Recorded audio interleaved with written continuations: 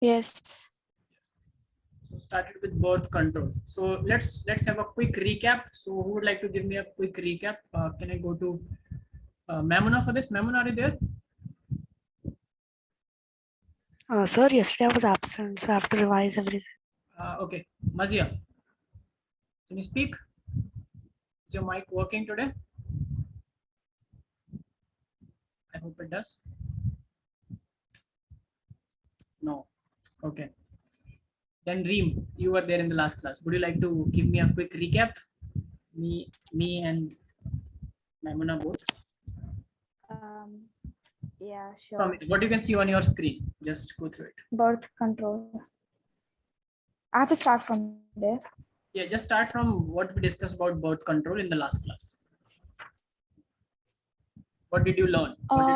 Yes. Birth control measure to control population explosion, and it has the regulation of conception by few prevention methods or devices, and those are known as contraceptions, and there are of two types, permanent and temporary.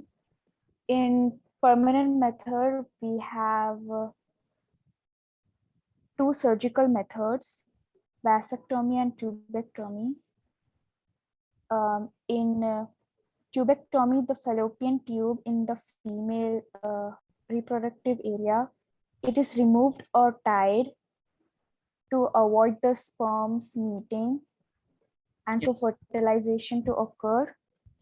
Yes. Fallopian tube is also known as oviduct. Yes. Right. And in vasectomy, the vas deferens is removed or tied to avoid fertilization to occur. Just to avoid the transfer of sperms. Yeah, to avoid the transfer of sperms. Okay, I have a question. And then just Reem, just 1 second. So also let's keep doing some questions that has been asked from this topic. So can vasectomy, if we just cut the duct and tie it all together, so will it also protect from sexually transmitted diseases? um uh no, I guess. Why do you guess so? Is there a logic behind that guess, or is it a just a guess? I'm just guessing. So what do you think now? Let's start thinking now. Do you think that if we just cut the vas deferens and do not allow sperms to enter into the female tract, we will prevent diseases? When vasectomy is done, is there nothing which is getting into the female system? Remember, just I told you about the 3 glands in the male system, right? Yeah. So those 3 glands are producing semen.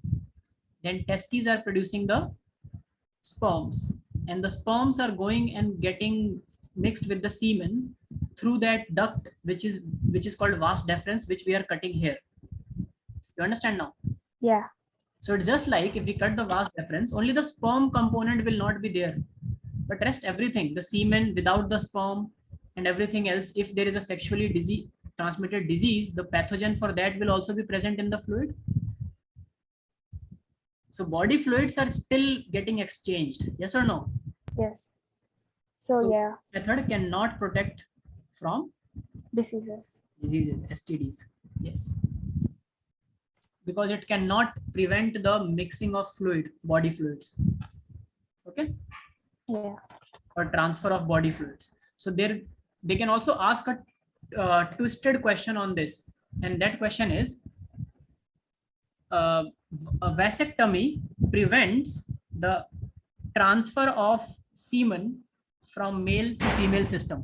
Is this statement true or false? False. False. It does not prevent the transfer of semen. It only prevents the transfer of sperms. Very good. Now continue. Let's continue with the temporary. Yes. And there are artificial methods in which we have temporary methods in which we have natural or artificial methods. Yes.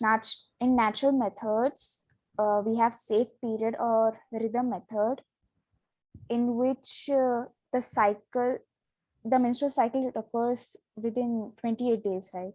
Like Yeah. the next cycle it occurs after 28 days. So Yes. the first 5 days of menstrual cycle is where the ovulation is less.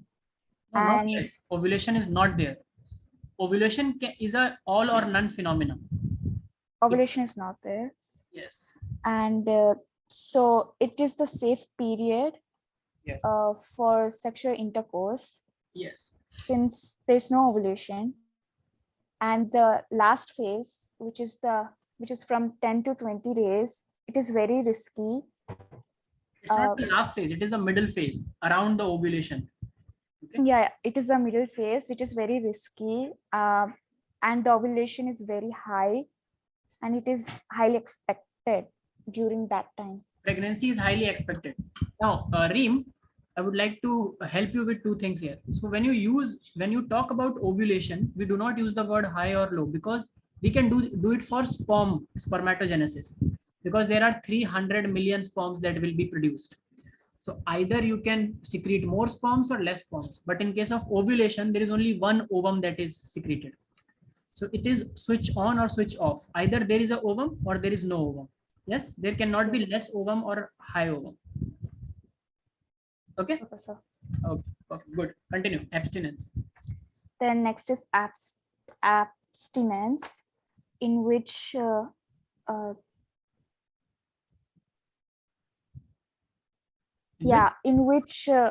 couples, they avoid sexual intercourse during ovulation, which is the middle phase that occurs from day 10 to 20. Yes. Then third is the withdrawal method, in which the male genitalia is removed from the vaginal tract before ejaculation. But it might fail. It's not very In all these cases, in all natural methods, the chances of failure are very high. yeah. Pregnancy can happen because we are thinking that biology may or may not work according to us. So we are not in a foolproof manner. We are not preventing the fertilization from happening. We are just playing on the timing part of it, right? Yeah. And the timing can go a little up or down, and there are high chances of failure. And the fourth one is lactational amenorrhea, Yes. in which there is no ovulation and menstrual cycle during the first 6 months after parturition, because intense lactation is also produced. So Yes. during that period, No ovulation happens. no ovulation happens. So it is safe for sexual intercourse. Yes, right. Then Yes, come to artificial method. Yeah, then artificial methods. In artificial methods, we have condoms for males and femidom for females. And condoms and femidom, they are thin latex or rubber sheet, which is used to cover the genitalia area. Yes. It prevents the release of sperms into the female tracts. It prevents the transfer of sperms. When you say release always happens from testes. Okay. Yeah. It prevents the transfer of sperms into the female tracts. It prevents the sperm to meet the ovum. Of course. Like it is a barrier in Yes. middle. And it also prevents transfer of sexually transmitted diseases. Yeah, it also prevents diseases. Only condom and femidom. Okay. And they are not reusable. They are not reusable. Then cervix cap and diaphragm, they are reusable, but they are also barrier methods, but they do not Prevent sexual diseases. Yes, very good. And then finally is IUDs. Yeah, Iuds, and Iuds full form is intrauterine devices. And there are of 3 types of IUDs: non-medicated IUDs, copper-releasing IUDs, and hormone-releasing IUDs. Yes. In non-medicated IUDs, the site of fertilization is ampulla estemus, And examples are Lippel's loop. In copper releasing Iuds,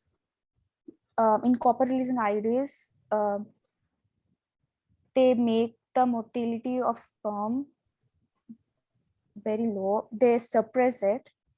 Yes, And releasing IUDs are actually killing. Yeah, they're killing it. Yeah. Through And the they decrease the viability. viability also. Yes. They decrease both motility, viability, and also kills the sperms. Examples are CU7 and CUT, multi-load 375. So, Yes. then hormone releasing IUDs. They make the uterus unstable for fertilization.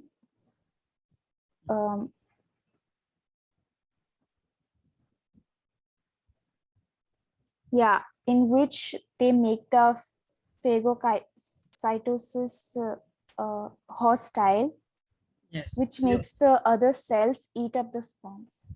Yes, and they also release hormones which are progesterone and estrogen. Which progestasert has progesterone, not estrogen. Progestasert also has progesterone, which does not allow ovulation to happen. Okay. Yeah. Add this if you have not added.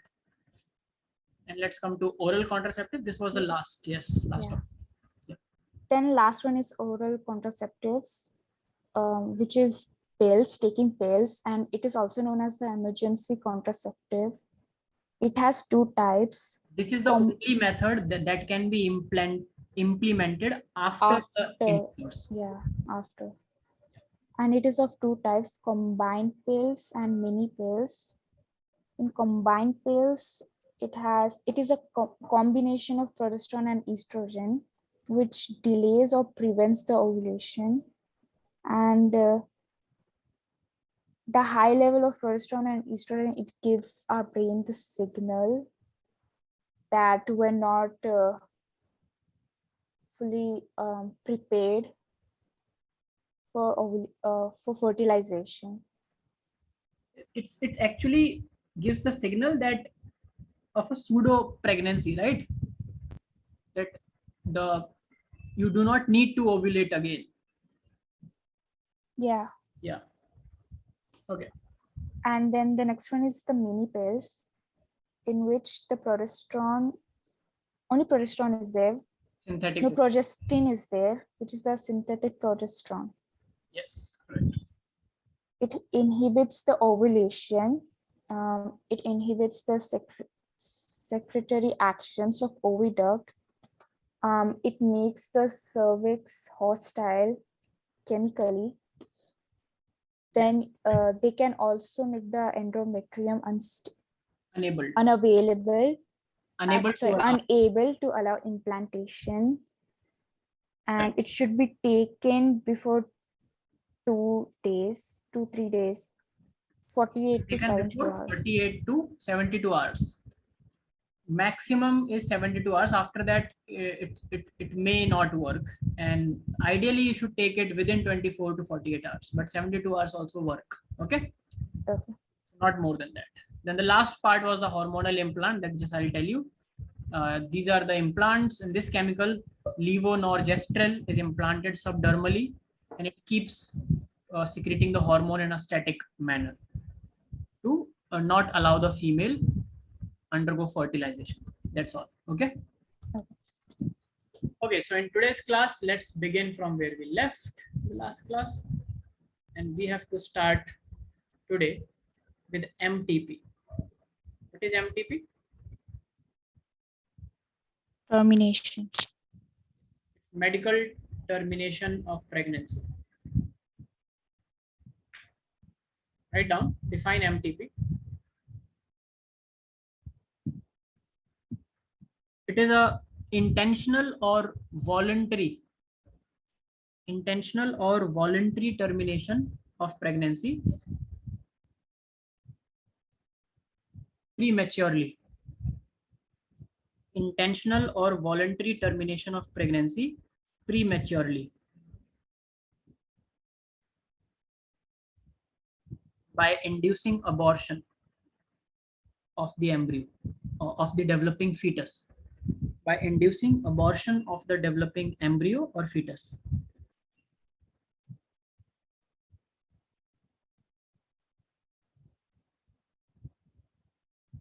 Okay.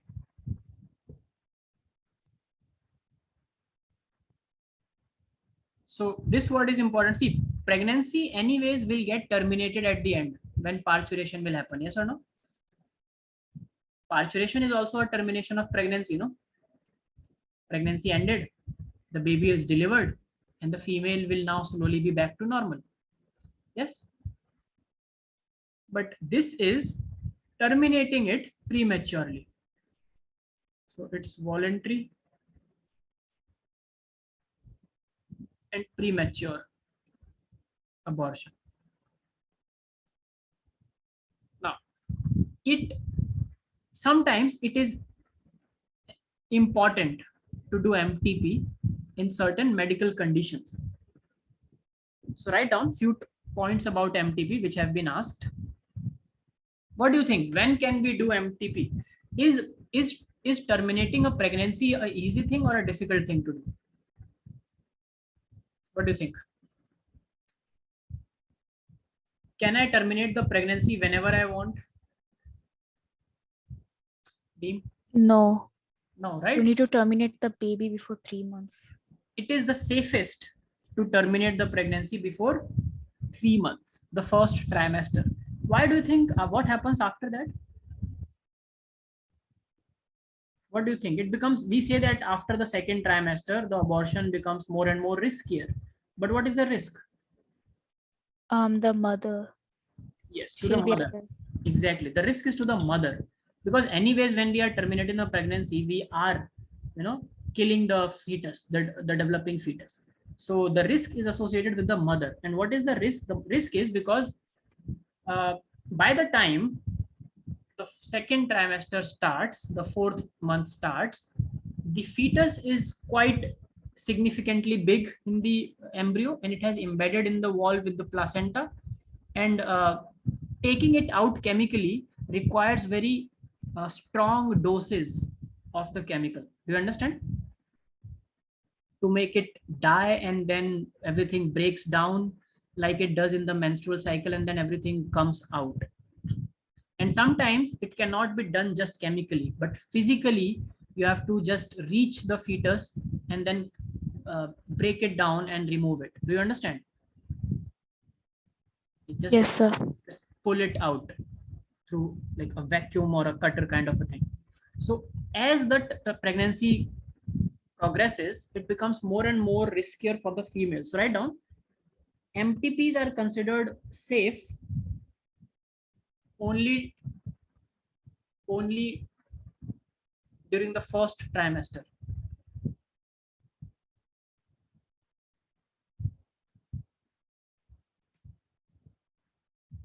They are considered safe only during first trimester. Write down the explanation. As the pregnancy progresses,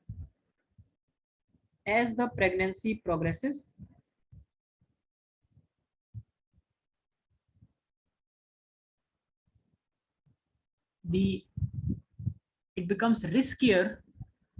MTPs becomes riskier for the mother.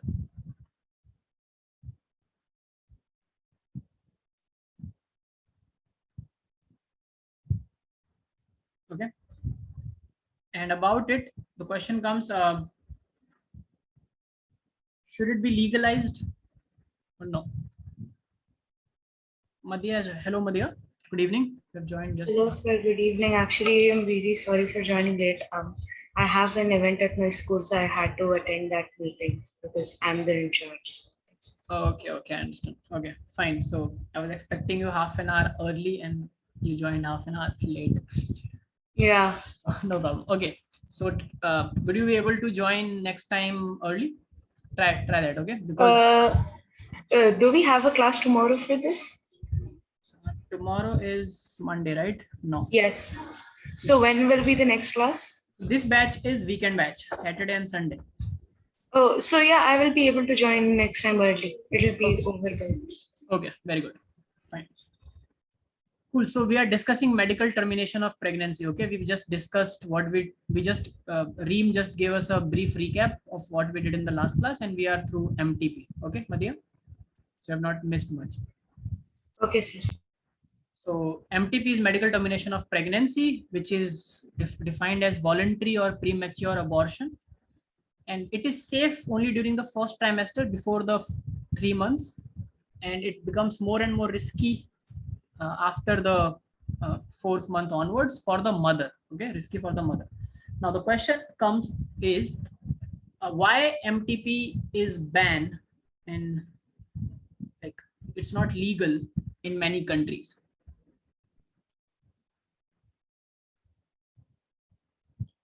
So MTP before the sex determination was not illegal.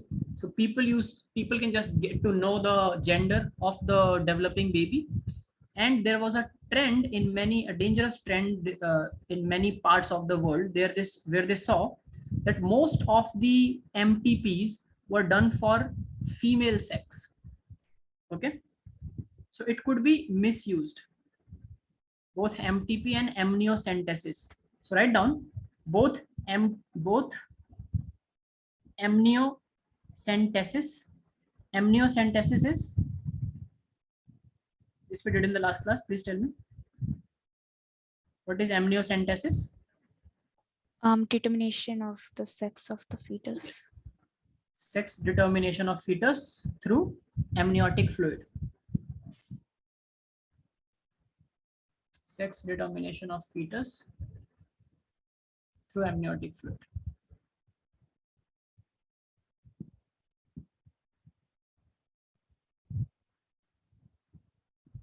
Okay, so both amniocentesis and MTP needs to be regulated and checked. Needs to be regulated and checked for its misuse. For its misuse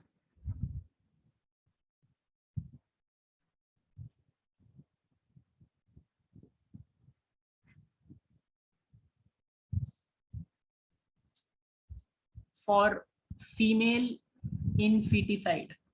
For its misuse for female infanticide.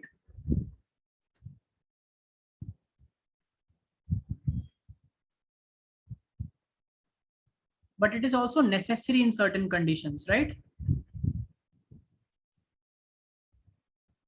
Where doctors have to prescribe that it is necessary, and if you do not medically terminate the pregnancy, that the female is at risk, the mother's life is at risk. So write down MTPs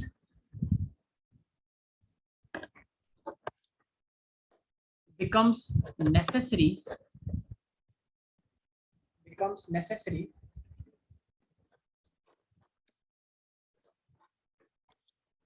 and are done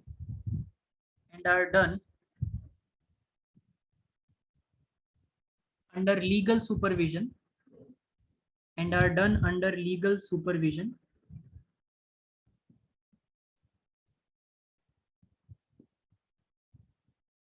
if no under legal supervision under the following circumstances.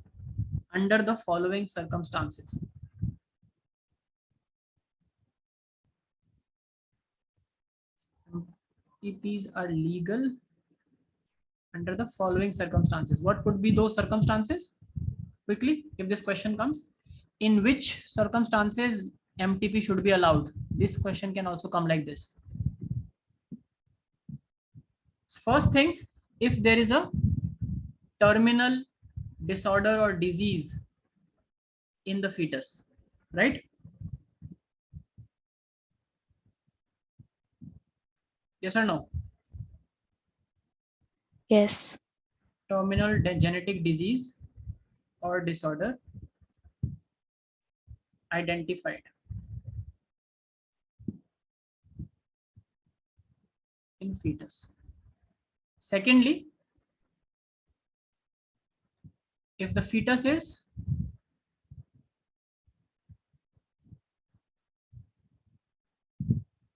abnormal, like physically it's not developing properly, does not have certain structures in place, and even if the baby after it's born, there's no guarantee it will survive, or if the head is not developing properly or the body is not developing properly, in these cases it's legal, advised by the doctor. Or third, if mother's life is at risk due to the pregnancy. Is it clear? And this mostly happens in conditions where mothers get allergic to their own fetus.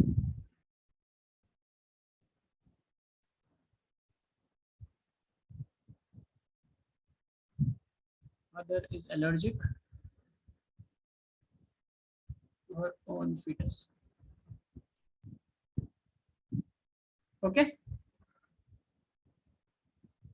Or some genetic problems arise, things like that. They should be regulated because they should not be done alongside amniocentesis. So what is a better way? We cannot ban MTPs totally, right? Yes or no?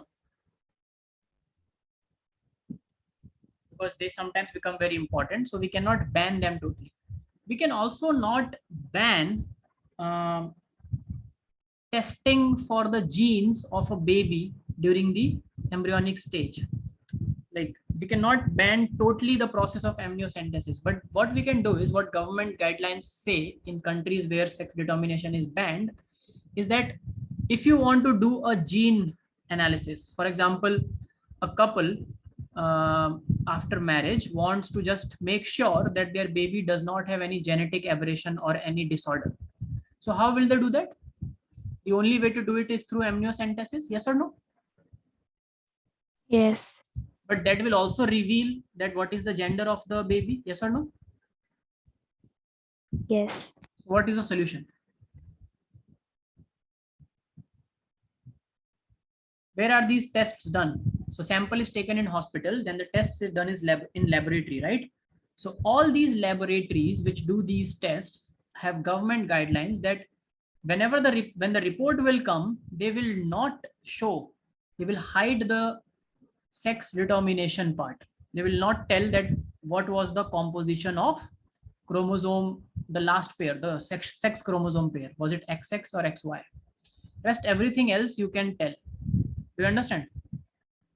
So this way, this way we can get to know if the baby has a Down syndrome, Tau syndrome, any other genetic aberration, but we will not get to know what is the sex of the baby. That is illegal.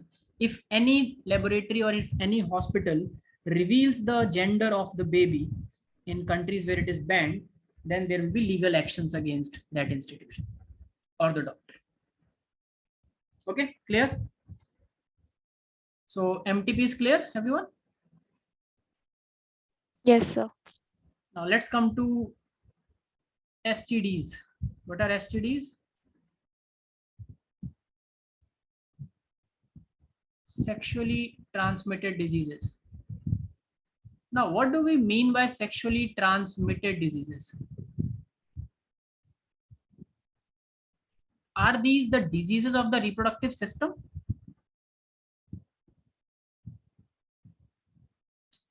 No. Do they have to be the diseases which are associated with the reproductive system all the time? No, right, Reem? Yeah, no. They could be disease of any other system or anywhere in the body, but the diseases which can get transmitted through body fluids, and semen is one such body fluid. Yes. And Yes. during the process of sexual intercourse, body fluids are exchanged between males and females. So whatever disease can get transmitted through semen comes under sexually transmitted diseases. Okay, so write down These are infectious diseases. These are infectious diseases. Of course, they have to be infectious, right?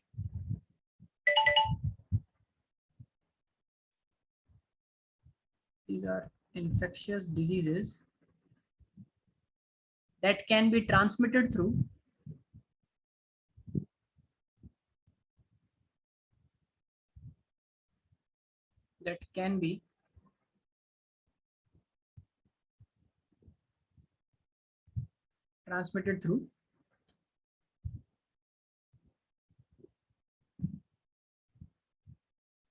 the body fluids like semen.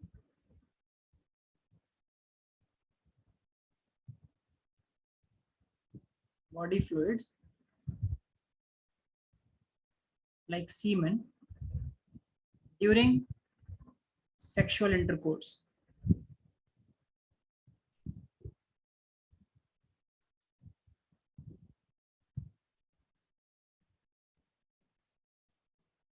During sexual intercourse.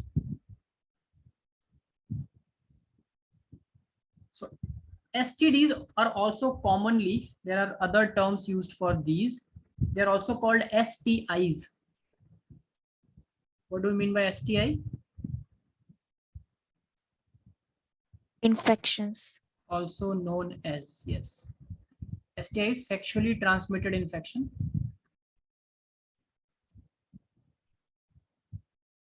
They're also called as RTI.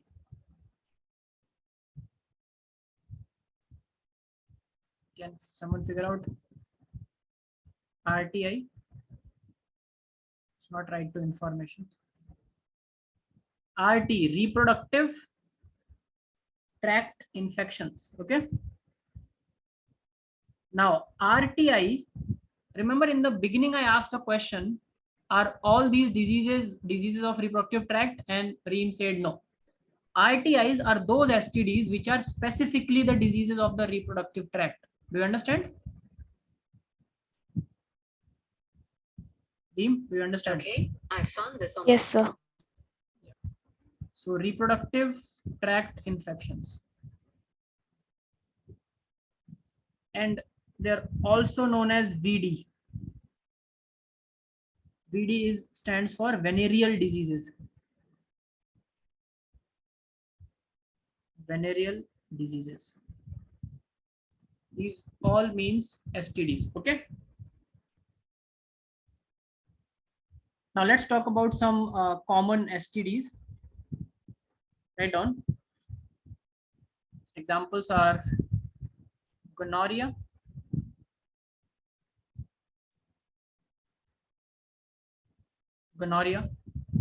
and we will also cover, though it's not given in NCERT, but in NEET they ask the causative agent for gonorrhea. Their causative agent. So anyone knows causative agent for gonorrhea? It is caused by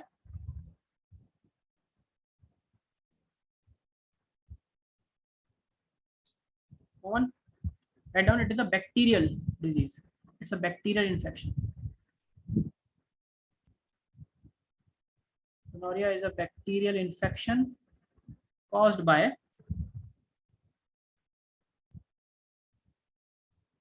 bacteria's name is Neisseria. There are double S. Neisseria gonorrhea. Can someone please confirm for me if there is a double S in Neisseria?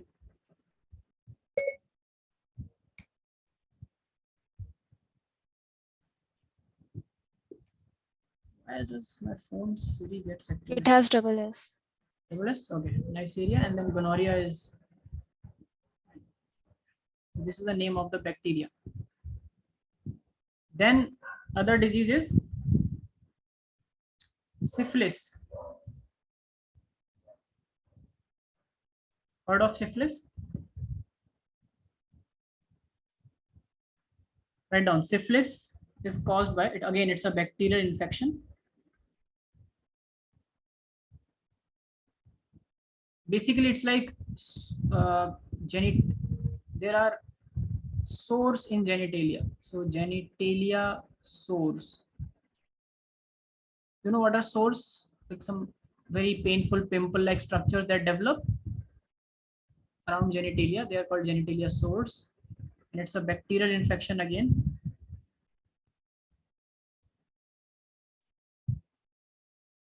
Anyone knows which bacteria causes syphilis? Treponema pallidum.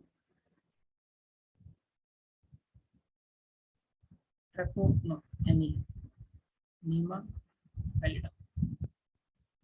Even if you remember the first name, that is important. Neisseria, treponema. Full name is not very much required.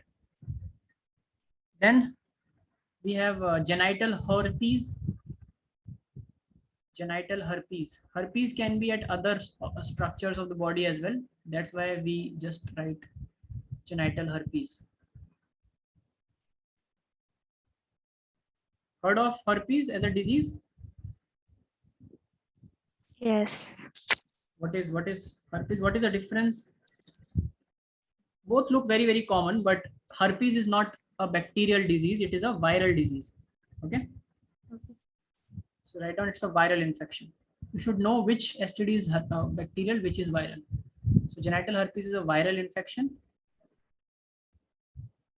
caused by the virus is HSV, herpes simplex virus.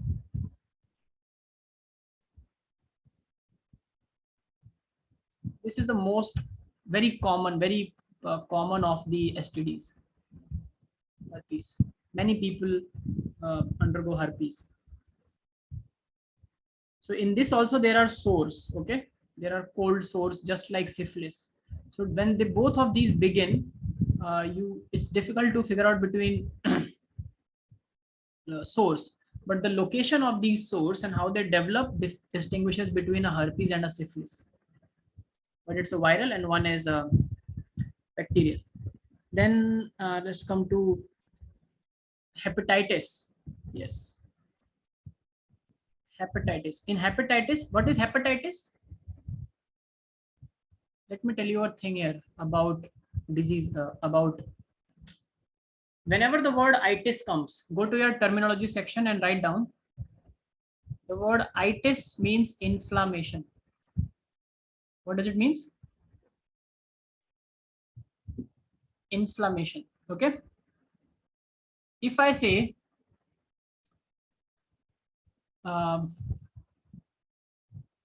renalitis.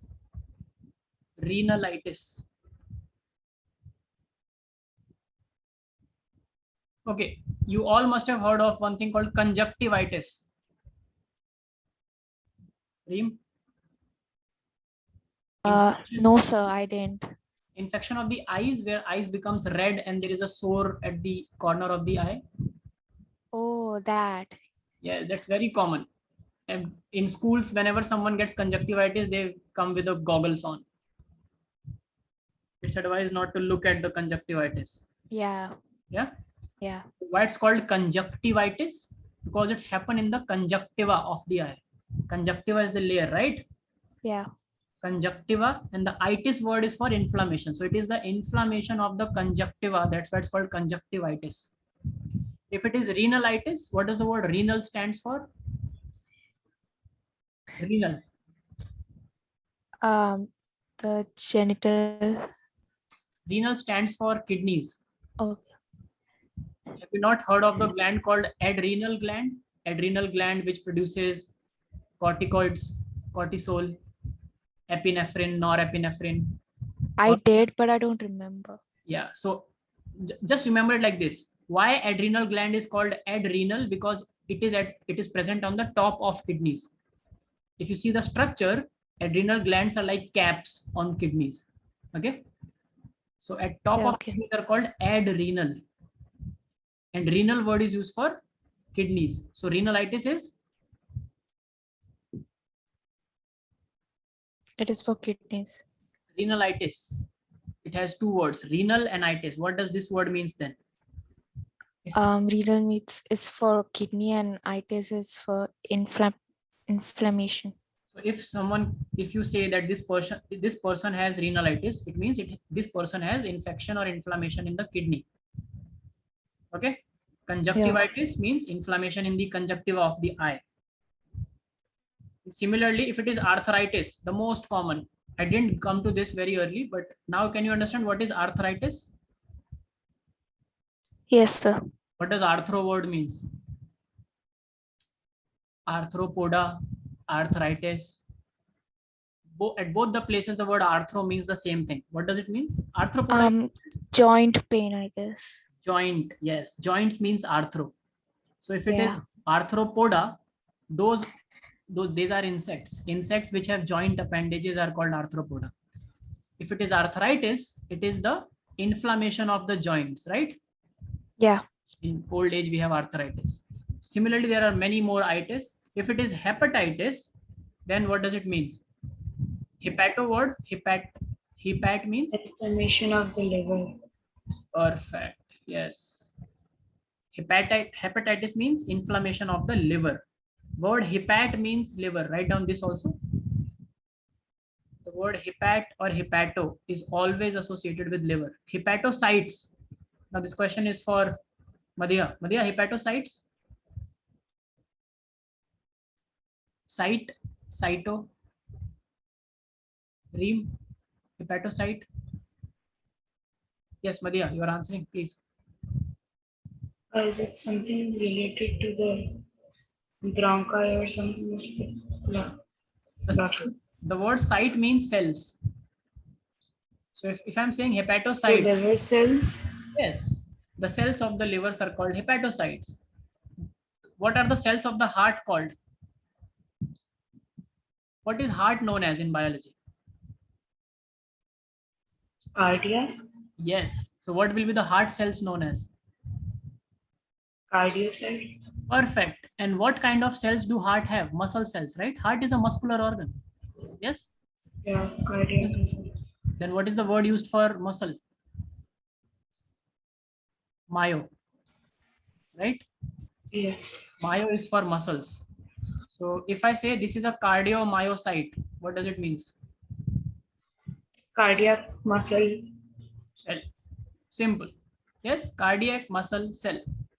Make sense, everyone? This is the power of terminology in biology. If you understand this, you understand the what part. You can answer 1 markers easily. So hepatitis B, specifically, there are hepatitis A, B, and C, out of which hepatitis B is a sexually transmitted diseases. Write down. Hepatitis B. And what causes hepatitis? Anyone knows?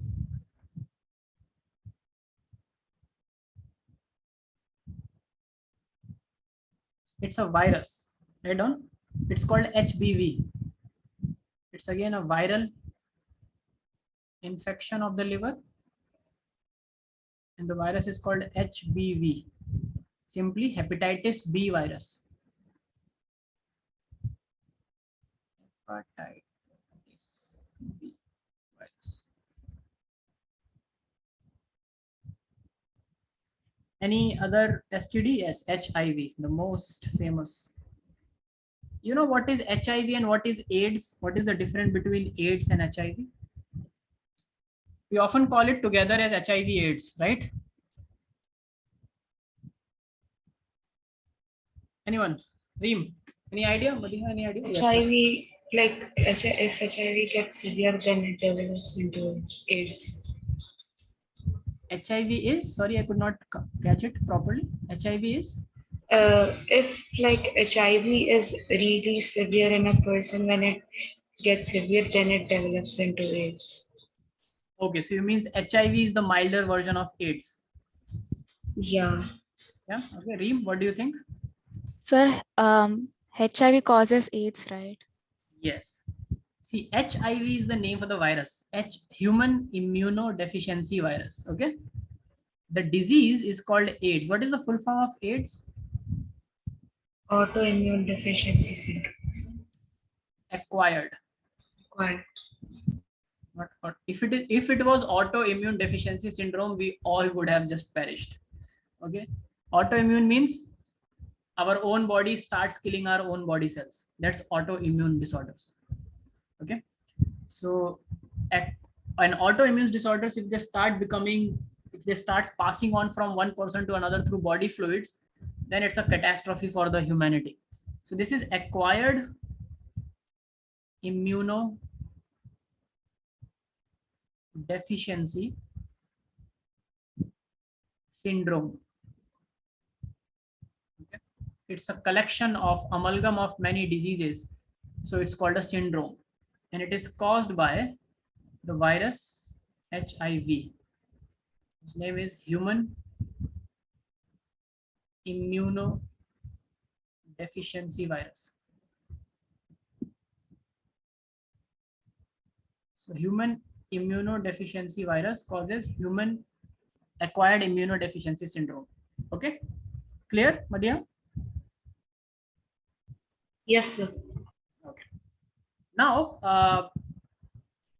out of this, for example, these two, hepatitis B and AIDS, they can also transmit through blood. Okay, contaminated blood. Yes, we should write it, contaminated blood.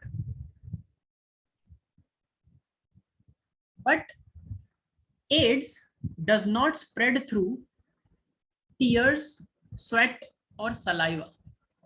Is it clear? Yes, sir. Earlier, when the knowledge about AIDS was, the awareness was not much. So that's why to spread this awareness, there is a dedicated World AIDS Day on December 1st, where we always go and tell people that AIDS, it does not spread from one person to another. It is a transmissible disorder, but only through transmissible syndrome, but only through either sexual fluids or blood, contaminated blood, through saliva or through tears or through sweat. It does not spread. It does not spread by touching. It does not spread like syphilis and herpes can. From the, like, they have sores, and from the sores there is pus and blood coming out, right? So if you touch the sore, it can spread, but AIDS do not spread like that. Do you understand, everyone?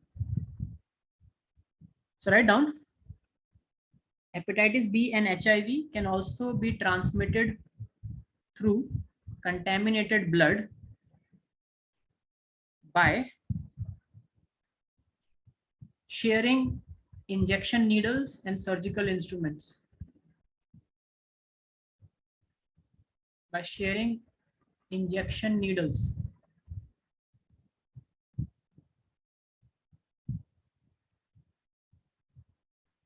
and surgical equipments.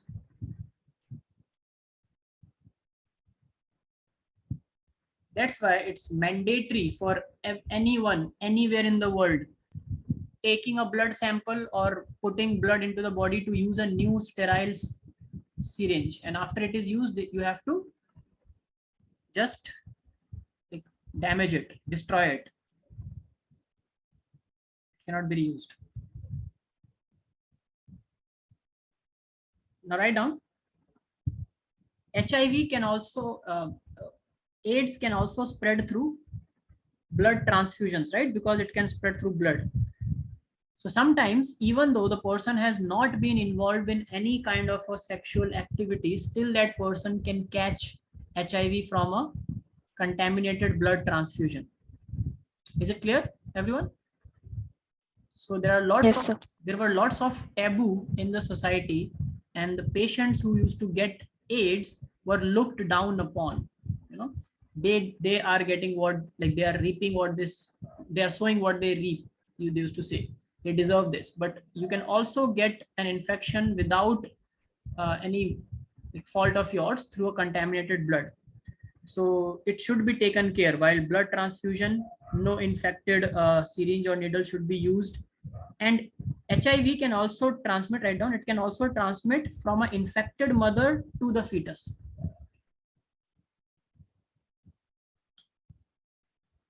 So surgical equipments, injection needles, blood transfusions.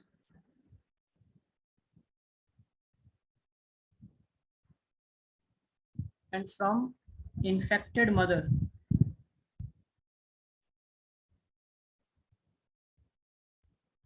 to fetus.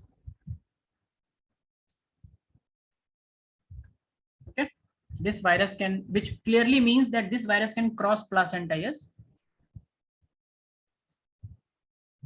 can it? Does it mean that? Can this virus cross placenta? You have not studied about placenta, no, but Mamuna and Mazia have studied about placenta.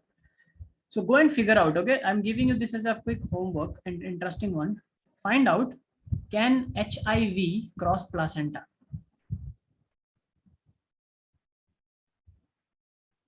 Okay, you do this. If yes, how? If no, then how is it spreading from mother to baby? It does. Okay, did you figure it out or you know it? I know it is studying. It can cross placenta. Yes, it can. Okay, after HIV, let's come to write down from all these diseases, except for hepatitis B and HIV AIDS. Except for hepatitis B and AIDS, rest all are curable.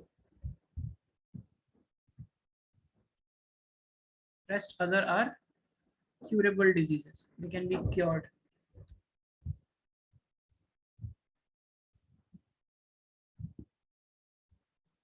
But for that, it should not be detected at a very advanced stage. So you just add in front of it in brackets.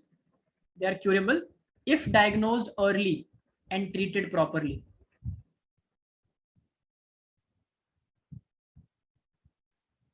If diagnosed early and treated properly.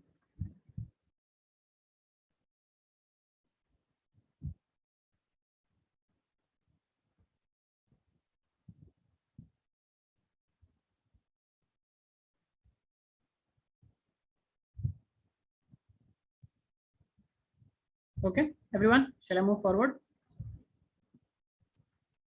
Yes, sir. Now, what are the, how can we prevent? If all are not curable, then what can be done? If there is no cure for something, there is only prevention, right? So how can we prevent STDs from spreading? Using condoms. Yes, so first thing is, even before that, avoiding, because see how these viruses, actually there is a reason behind it. These viruses, how they start attacking someone and causing this disease. The viruses, when they go from one host to the other and then to the other and then to the other, they mutate. Do you understand? Yes. And since these viruses can be transmitted and these bacteria can be transmitted from one host to another, so the first thing which is advised is to avoid sexual intercourse with multiple partners. Because then there will be many different cocktails of viruses and bacteria residing in the semen or in the genitalia mixing. Avoid sexual intercourse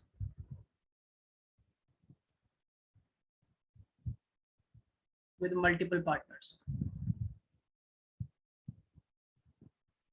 And this we are talking about the unprotected ones. Then second thing comes use of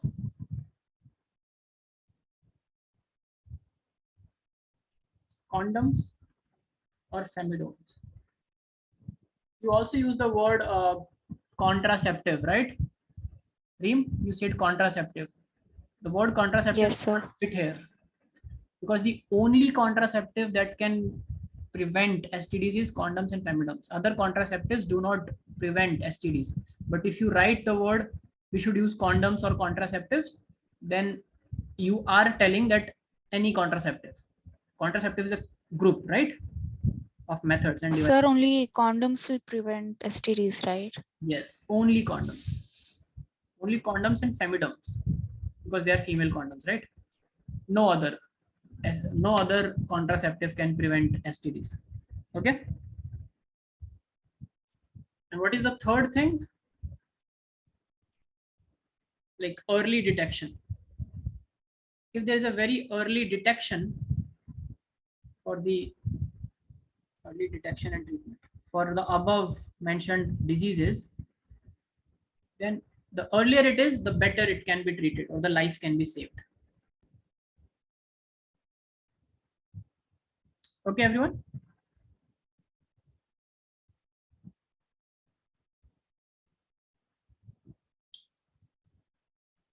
Please write all these things down and let me know. Everyone has written the positive agents for STDs?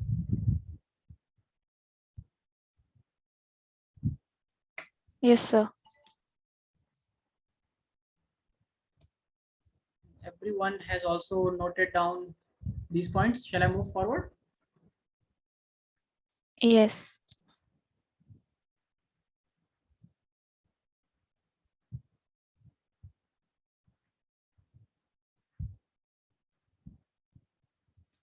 Okay, Mazia, when do you need to leave? How early? Like I will finish this chapter in the next 15 minutes, 15 to 20 minutes. Then I will start with some, yes. So in 15 minutes, I'll finish this chapter. Do you also have chapter 5, the genetics, coming in your exam, Mazia? Yes, so I will be discussing in the last half an hour the concepts of genetics. Would you like to stay for that?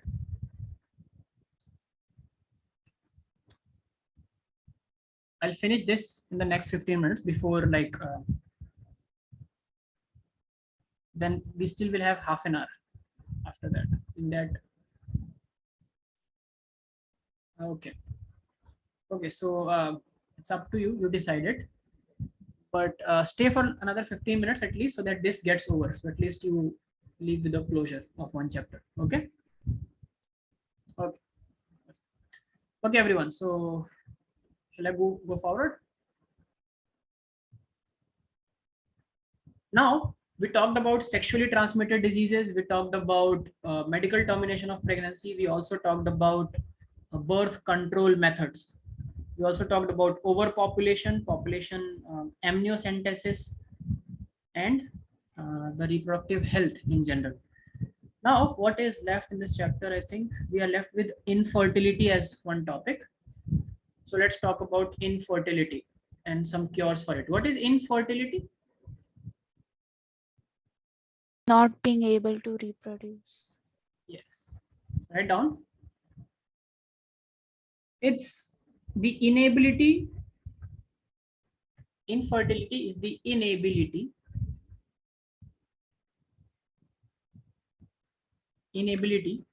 to produce offsprings or in case of human, the offsprings are called children,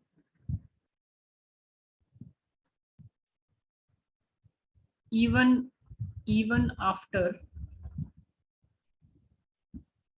unprotected sexual intercourse.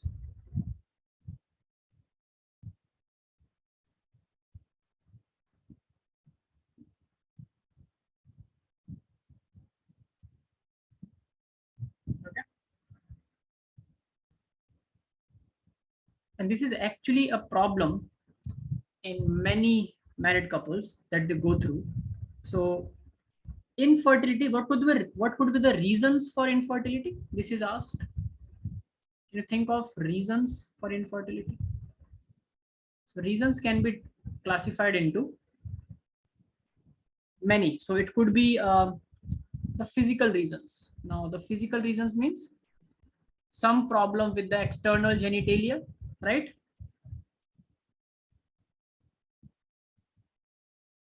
Like related to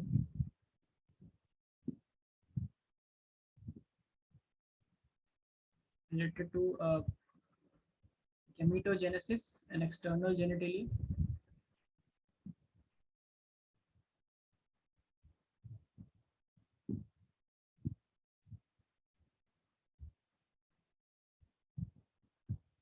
Testes and ovaries, problem with testes and ovaries, or the problem with the penile structure. One of the problem which is, we will discuss about such problems, but it's called erectile dysfunction, where the erectile tissues of the penis are unable to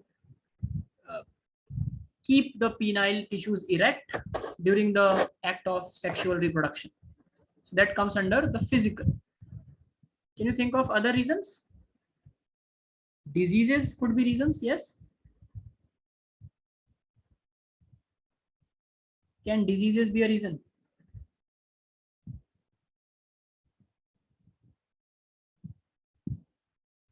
Yes, it can be. Okay. Drugs, substances, abusing drugs can be a reason. Okay. And the reason why we study the reasons for infertility is to figure out that none of these reasons are actually sex linked, but still in many parts of the world, females are blamed for not being able to provide child, right, to the family. Yes or no?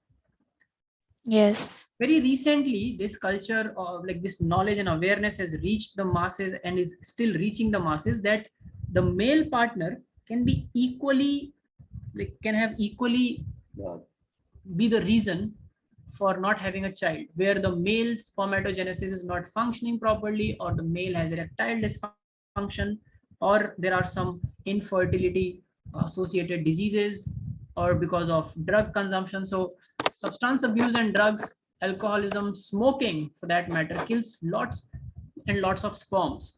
Sperms are very, very fragile. They are not like ovum. Okay, ovum is very resilient, a cell, but sperms can get killed because of many factors. For example, exposure to radiation, which is happening nowadays to almost all males. We are all exposed to radiations, yes or no? All sorts of radiation.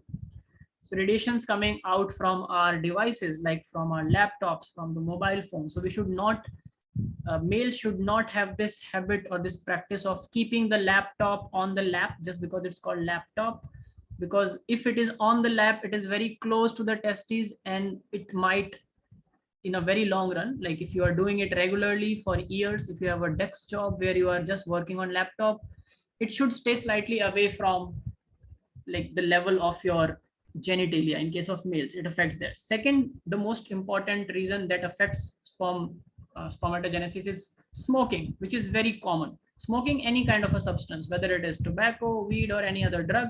If you're smoking, the drugs goes into the blood, in the bloodstream, and hormones and blood also supply to the testes, and it can directly affect the process of spermatogenesis, because that is the only process in our body that is happening through meiosis. Do you understand?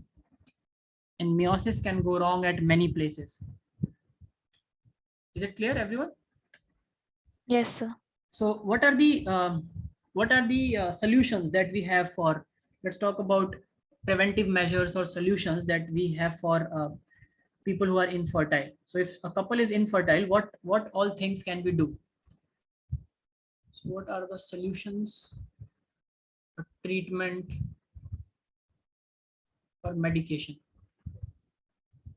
Anyone knows of any solution that you have heard of? Let's understand their logic. So this is the only part where there is some concepts.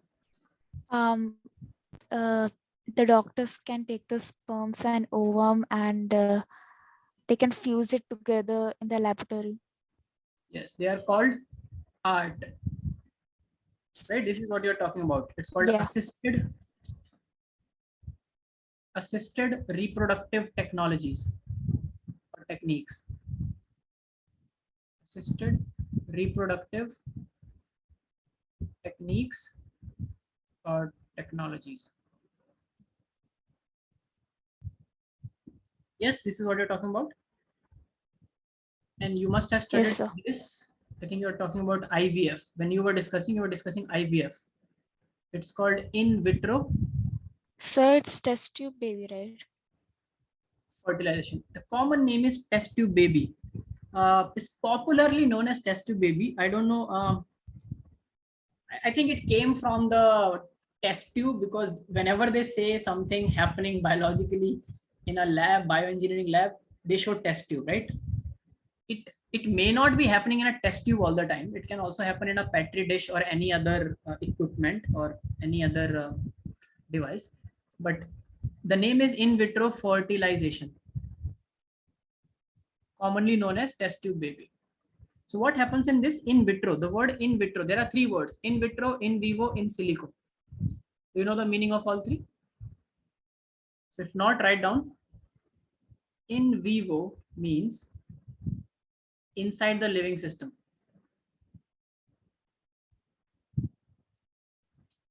Inside living system. If it is inside the body, inside the cell, inside an organ, anything, it's in vivo. Okay. Then in vitro is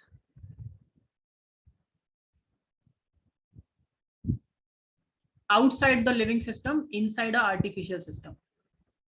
Okay. Inside an artificial system, like a test tube, petri dish, any space which is artificial. Clear? And the last thing is in silico. This is inside computers. Like we make programs, we write codes, we make simulations. Those are all in silico. In silico analysis is where we read the genotype. So some test is being done and the report of that test is analyzed in computer. You understand? All that is done through computer. So in silico is through computers and softwares. Will you remember these three terms now, everyone? So IVF is in vitro fertilization. Write down in this.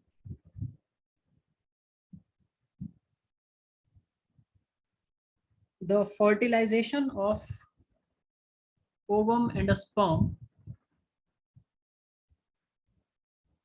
is carried out. The fertilization of ovum and sperm is carried out outside the body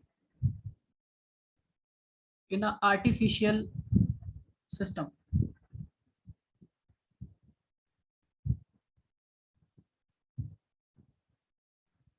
Okay.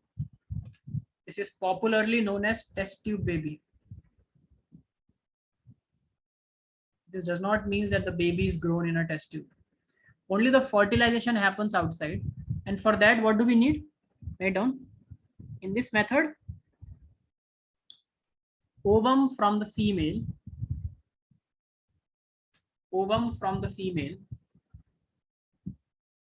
and sperms from the male,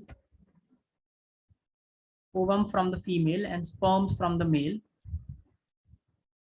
are taken, are collected, and induced to form a zygote,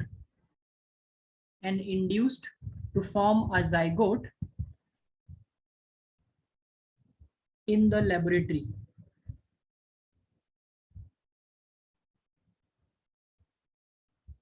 Okay.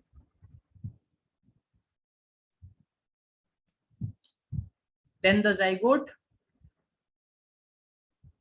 or the early embryo, continue in this only. Then the zygote or the early embryo can be transferred back into the into the female body. Can be transferred back into the female body.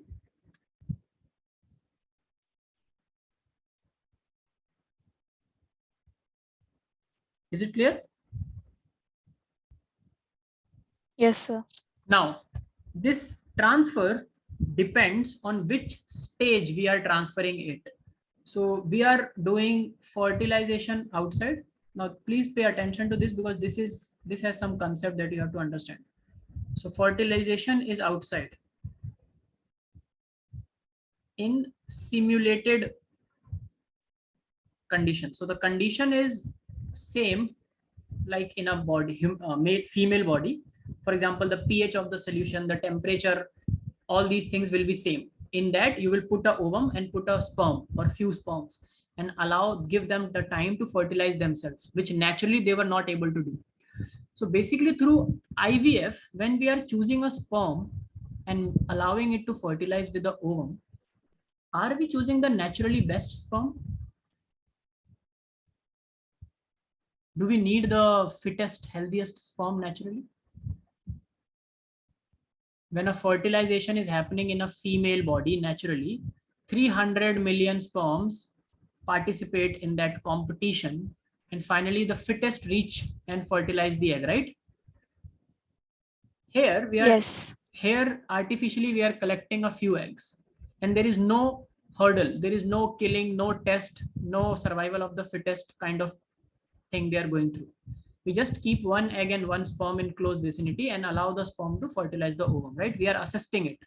That's why it's called artificially assisted reproductive techniques, right? IVF, in vitro. So is this the naturally the best sperm? No. No, may or may not be, right? Most of the times may not be. But fertilization is ensured. Yeah. Where does fertilization normally happens in the female? What is the site of fertilization? Oviduct. Oviduct, right? Fallopian tube.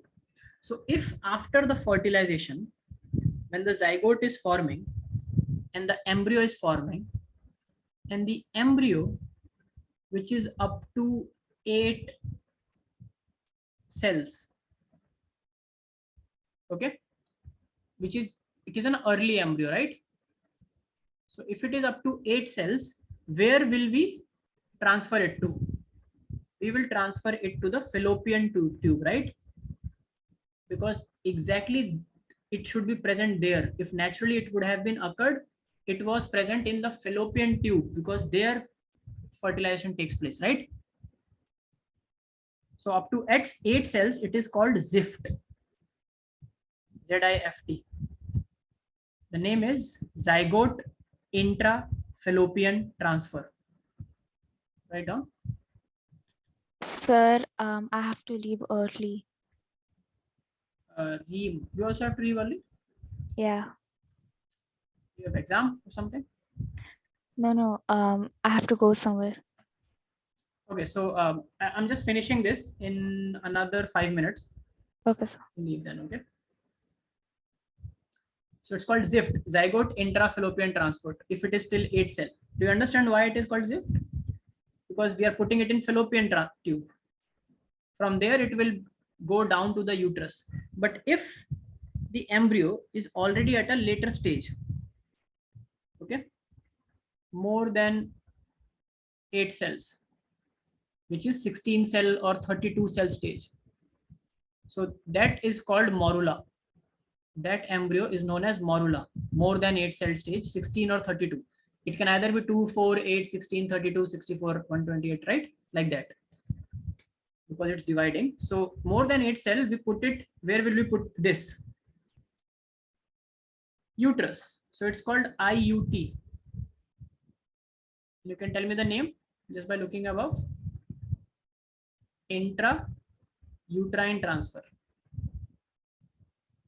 Is it clear, everyone? Because this is now more ready to get implanted. If we put a morula in the fallopian tube, chances of it getting embedded in the fallopian tube is more, which we cannot take the risk, right? It should only get embedded in the uterus, not in the tube. Do you understand? Yes, sir. Yes. Okay, very good. So this is about the IVF, and apart from IVF, there is one more thing which is known as GIFT, GIFT. So in some females where their ovums are normal and the ovums are not produced normally, so but the male system or the every other system is normal, So we do not need to do fertilization outside. What we can do is we can take ovum from some other donor or from the same female, from both same or other donor, and then we can just transfer it in the fallopian tube where it was not able to reach there properly. Okay, so you take it from a donor and put that into the fallopian tube. It's called gamete intrafallopian transfer, gift. So it's like a gift to another woman from another woman.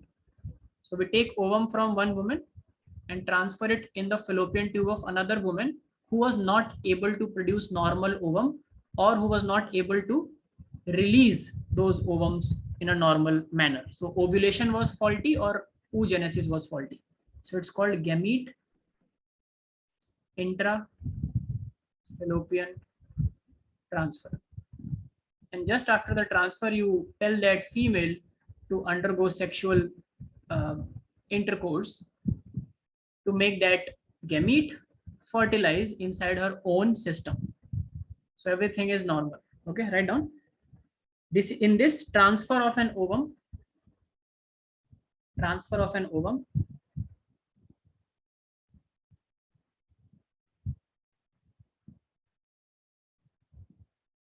from a donor female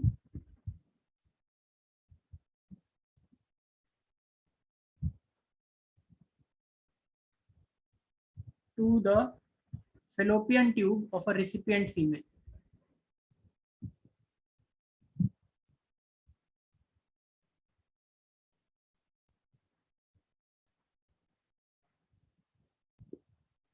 Okay,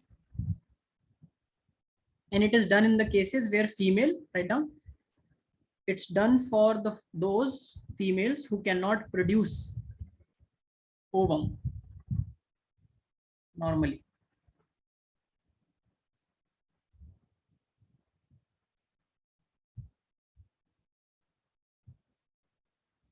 Okay, is it clear, everyone? Yes, sir. There are two quick more things that I will tell you about.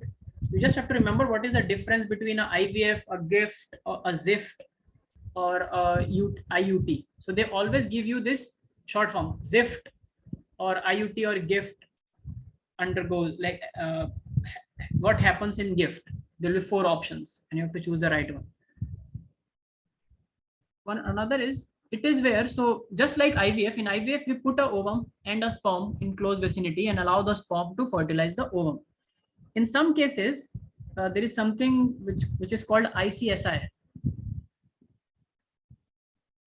It's called intracytoplasmic sperm injection. What does the word intra means?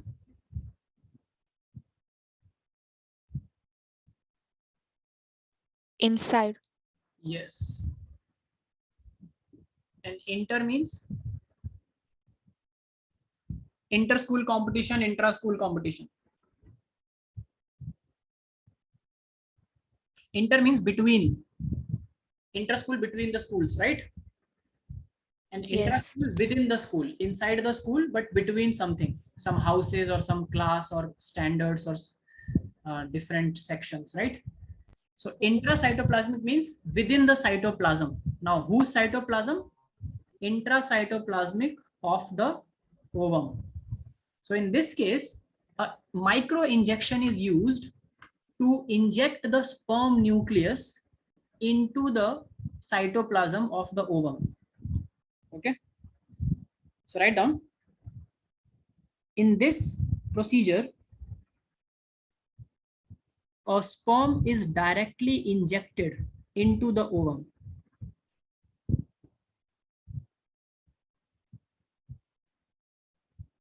The sperm is directly injected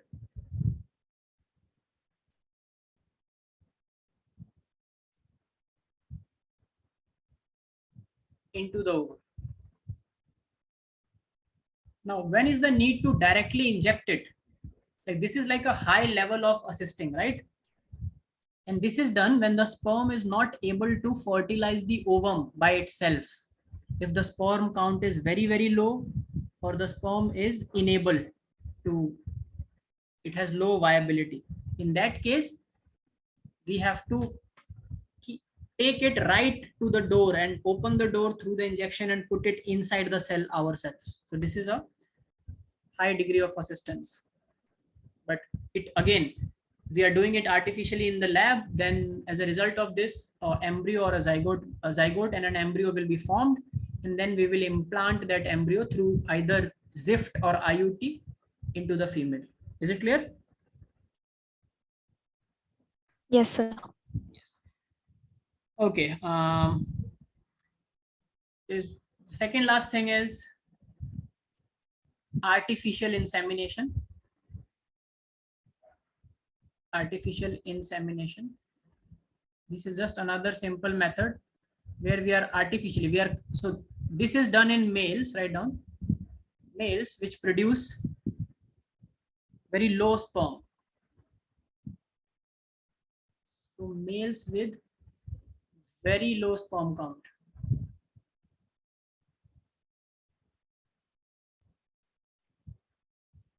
So if it is very low, it is called oligospermia.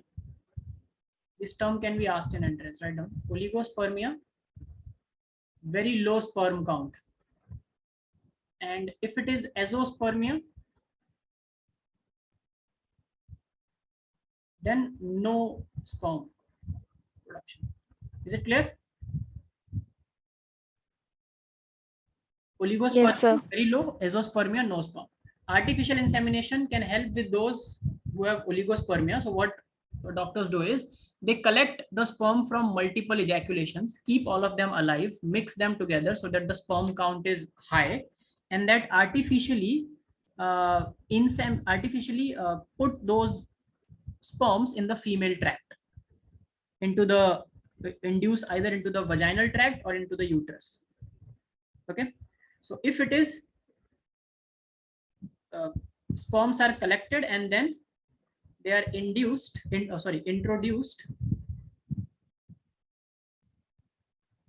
vagina or in uterus. And if the artificial insemination is done in uterus, it is called intrauterine insemination. Is it clear, everyone? Yes, sir. If it is in vagina, it's called intravaginal insemination. That's all. So I think I've covered all. If I've missed something, I'll let you know in the next class. I think this is all you have to know, and all so the difference between everything is clear. Every procedure is clear. Yes, sir. Yeah. Okay. Very good. So this ends the chapter 4. And if anyone has any doubt, please ask me. Otherwise, I today have to start with the basic fundamentals of genetics, chapter 5. So I will spend rest half an hour on genetics. Any doubts, anyone? No, sir. Can I leave? Yes, sorry, you have to read a little bit of genetics yourself. Okay, sir. Coming to the next class. Okay. Okay. So Madhya and Maimuna. Any doubts? Thank you, sir. Okay. Any doubts, Madhya, Maimuna? No, sir. No. So let's take a 2-3 minutes break before making transition. How about it?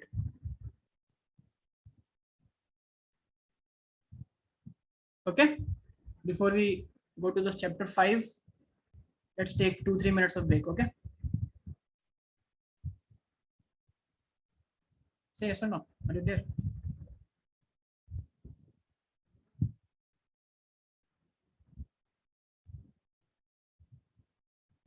Are you there, Maimuna? Yes. Okay, so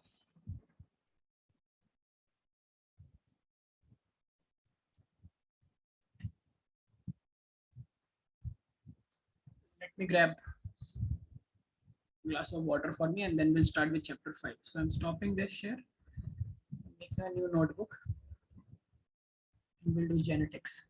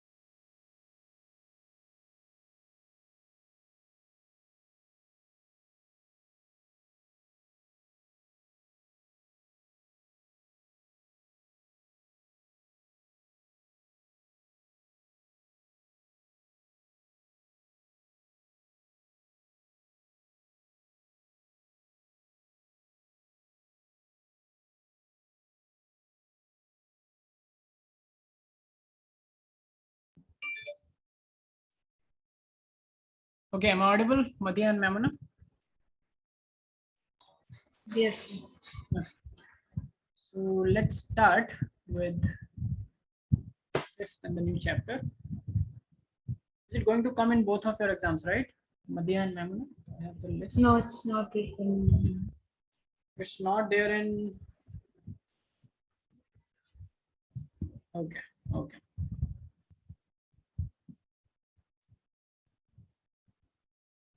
Okay, so still we can start with some basics, right? Is there any doubt in the last chapter, chapter 4? It was mostly a chapter with things to remember kind of thing. Only like in the beginning and towards the end, there were some concepts, okay? Right? So tell me, what do you understand by genetics? You have studied some genetics in your lower classes. So let's start with the foundation, because this is a chapter which is very, very interesting. And I remember that Madhiha does not like this chapter, right? It is a bit hard for me. Hard because it's complicated. Lot of things come in and then you have to figure out what is going to happen, right? Yes.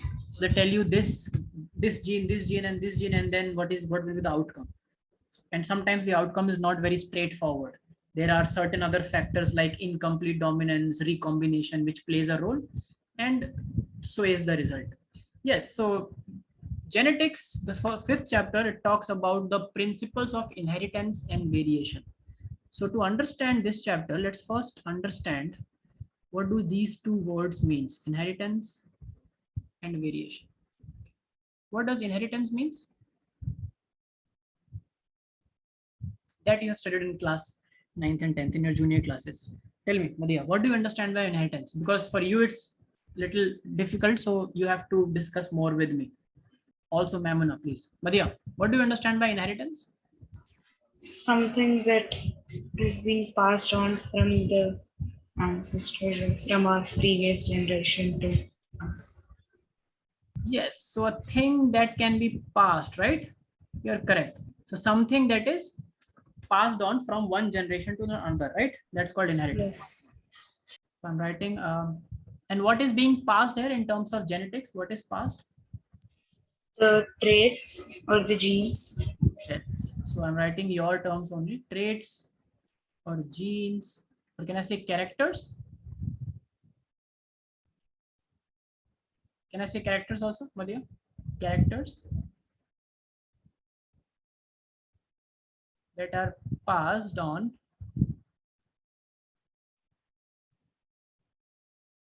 from one generation to another. This is important. Okay. And this passing on is happening through what? Through the genes. Through the gametes, remember? Yes. Yes. So it's happening through gametes, either sperms or ovums. Now, what do we mean by variation? It is the what is it? The progeny which differs from the parents. Yes, progeny differs in what? In what context, Maimuna? Very good. But what is differing in the progenies? Both are humans, right? It's not like The traits or genes again. So the same things which are being inherited, if there is a variation when they are inherited, that's called variation, right? If there is a change when they're inherited. So variation is change in the genes, traits, or characters, correct? In the offsprings.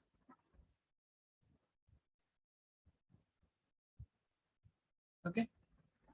Not similar to the parents. Yes or no?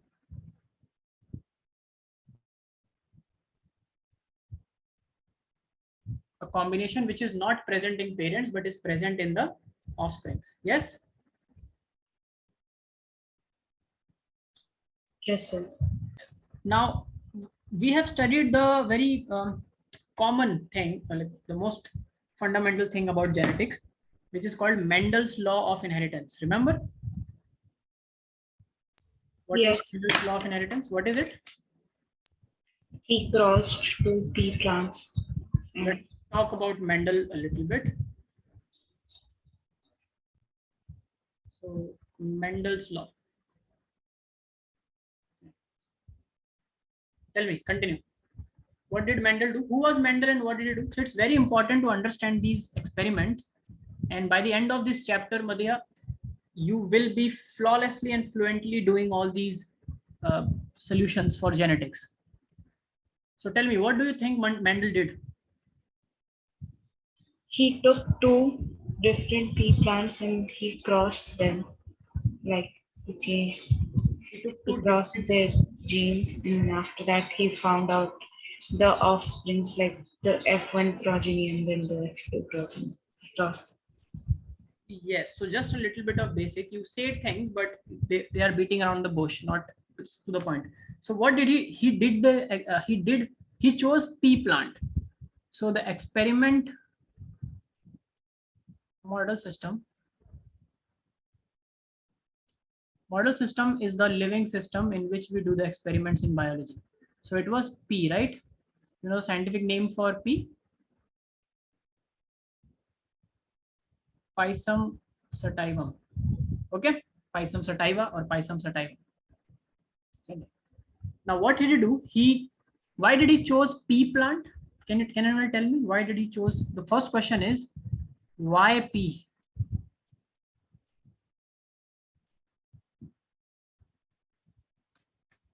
Whenever we are doing genetic studies which involves traits and characters, we cannot see genes, right, Madhya? Can we see genes from outside? No. No, all we see is characters. Like I cannot see what gene you are carrying for the eye color, but I can see your eye and the color of your eye. So I know that you have a particular character or a trait with respect to eye color, blue eye or brown eyes or whatever eyes. Same. So Mendel also at that time, like he did these experiments in the mid 19th century. This is 21st century. We have lots of things developed now. At that point of time, he could not see genes. All he could see was plants. So why did he choose pea plant? What kind of a plant would you like to choose if you are going to do experiments with which includes traits and characteristics?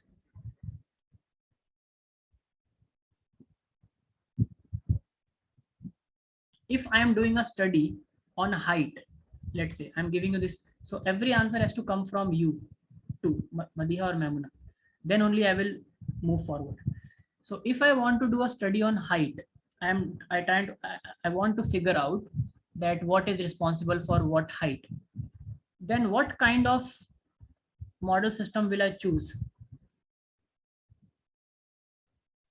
Maybe the one which is like the traits are easily accessible or easily seen. So that's why. Yes, right.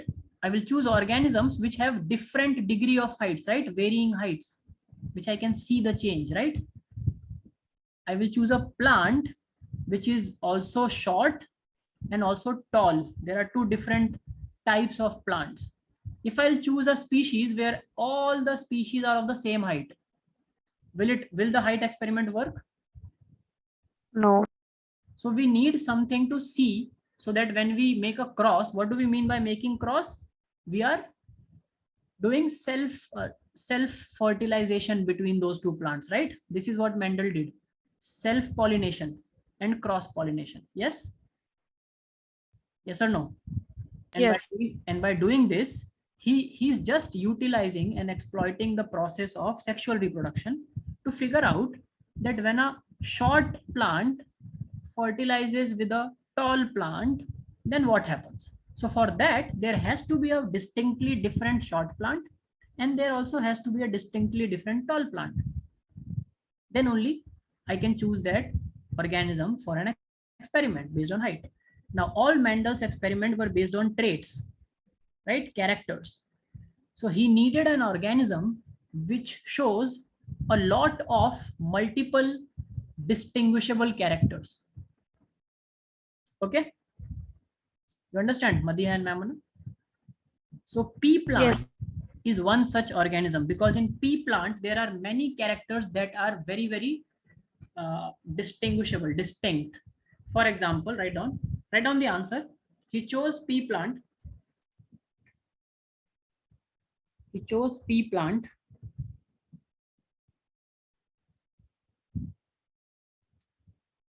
because pea plants exhibit multiple distinct characters with contrasting traits. Multiple distinct characters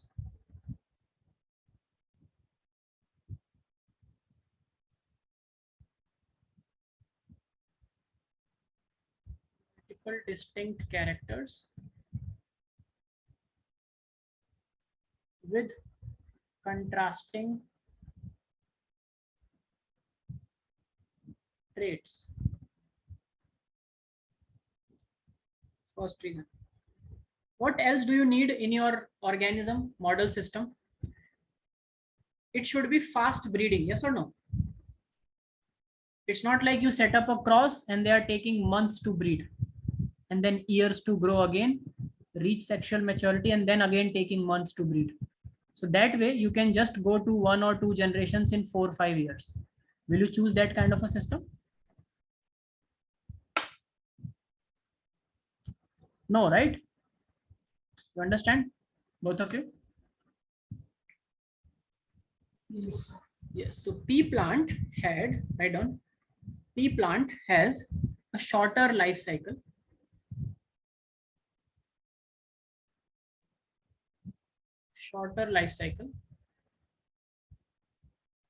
And it produces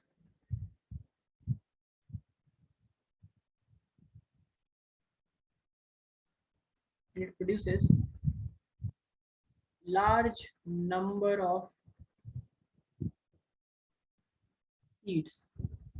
What is the benefit with large number of seeds? Because these seeds can produce large number of offsprings, right? That can be checked for the particular trait that we are studying. Yes or no? What is the ratio, etc. So we need a plant which has many distinct characters with contrasting traits, shorter lifespan, and it should produce large number of offsprings. And third, we chose it because both self-pollination and cross-pollination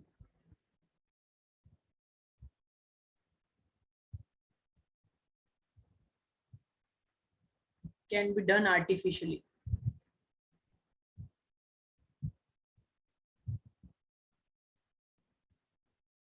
And easily. It is easy to do a cross-pollination or a self-pollination, whatever you want. Okay, everyone? Yes. Now,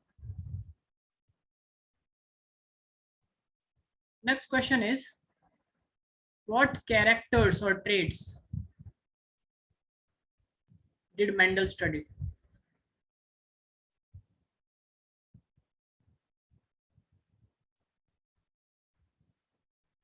In a pea plant. Okay, so write down. There were 7 characters that he studied. Okay,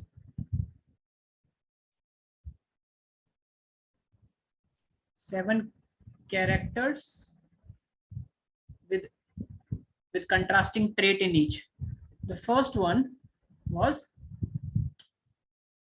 plant height. So this is the character. I'm writing character here. Then we will write which was the dominant trait in that character. You know what is a dominant trait and what is a recessive trait from last class? Yes, sir. Yes. Can you tell me what is a dominant and recessive trait, Madhya? A dominant trait is the one which is expressed in the next generation, and the recessive trait is the one that is carried but it's not expressed. Yes, or in other words, you can say a dominant trait is the one which, whenever it's present, it will be expressed, and a recessive trait can only be expressed in the absence of a dominant trait. Okay. So wherever dominant trait will be present, it will be expressed. Now, what you said is just like you understood that, but I will take you more into detail and then it will be more clear. A dominant trait, whenever it is present, it will express itself. It cannot be hidden. A recessive trait, when it is present along with the dominant trait, it stays hidden and silent. It can only express itself when it is not, when it is present without a dominant trait. Okay, Madhya? Okay. For plant height, what was the dominant trait? Tall. Tall plants were dominant and recessive trait was dwarf. Second character was seed shape. Remember the dominant and recessive for this character? Round and wrinkled. Yes, round were the dominant one and wrinkled were the recessive one. And then it was the seed color. Can you tell me the dominant one? Sorry? Purple. Seed. Have you ever seen a purple pea? Acha, okay, no. It was yellow. Dominant was yellow? Or dominant was green? Yeah, green eggs. Why do you guess green? Because we always get green peas in our home, right? Yes. They are all recessive peas that we get because everyone like green peas. They are softer. We for our purposes, farmers only breed the species of pea plant which have recessive pea color, a seed color. Okay, so yellow is the dominant. Will you remember that? Green is recessive. We like green one. So we are propagating recessive traits more and more for our use. Something, if it is more in the market, does not mean it is dominant. But if it is more in the ratio of the cross, it means it is dominant. So we'll talk about that also. So you're correct. For seed color, yellow is the dominant trait. Now tell me what was the other traits. Fourth was, I think, seed color, seed shape is done. Then pod color. Pod is the thing from where the seeds come out, right? If you see a pea plant, so pea has pods, right? Pea comes like this in a pod, and inside the pod there are seeds. Yes? Yes or no? We're talking about this thing here, pod. So what was the dominant pod color? What were the pod colors? Pod colors were also green and yellow. What was the dominant pod color? Green. Green.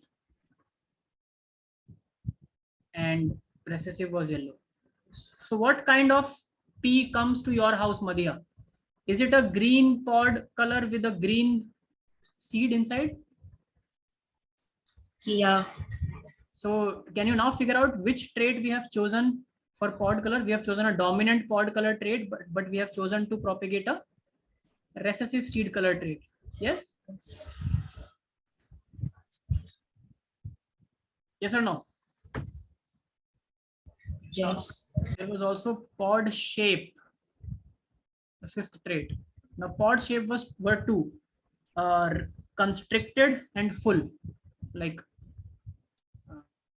bloated and constricted. So some peas are like this. This is a full, but some peas you will see they are like this, right? Which one do you get at your house, A or B? Mostly A. Mostly A. So pod shape is full and constricted. Full is a dominant trait and constricted is a recessive trait.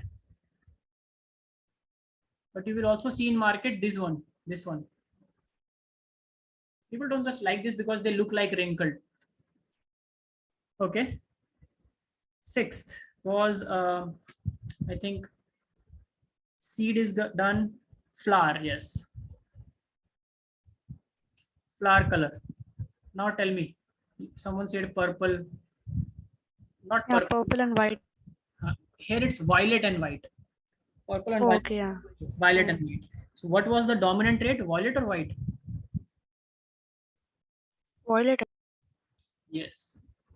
Violet was dominant and white was recessive. What was the seventh character? This is least studied in the books. Even like Mendel studied this, but we don't study much in the book, and that is called flower position.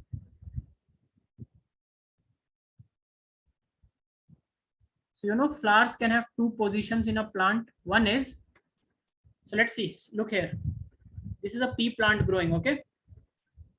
Then there is a branch that came and there is a flower. Then another branch came and there is a flower. You understand, everyone? These kind of flowers are called axial flowers. But sometimes this part which is growing, a flower just comes here and this growth stops. So this is called terminal flower. Do you understand? If the stem continues to grow and on both the sides there are flowers coming, that's called axial, okay? And if it comes right at the terminal point, like if there are two terminal points, on both there are flowers, so that's called terminal. Is it clear? Yes. So in this case, axial is a dominant trait. I'm just telling you, maybe you might not be knowing about it. And terminal is a recessive trait. Is it clear? These traits. So everything with respect to Mendel's choosing P is clear to you? Yes, sir. Okay, then you also must be knowing what are the three laws given by Mendel. Yeah, one is segregation. And Yes, so this is with which I will end today. I'll give this to you as a homework. There were three laws given by Mendel. First was law of dominance. Remember? yeah. Second was law of segregation, correct. And then third was law of independent assortment. Right, these three down. And in the next class, we will study these three, and then we'll move to test cross, hybrids, Punnett square, etc. Okay, everyone? Yamun and Madhya? Yes. Okay, then see you tomorrow. See you in the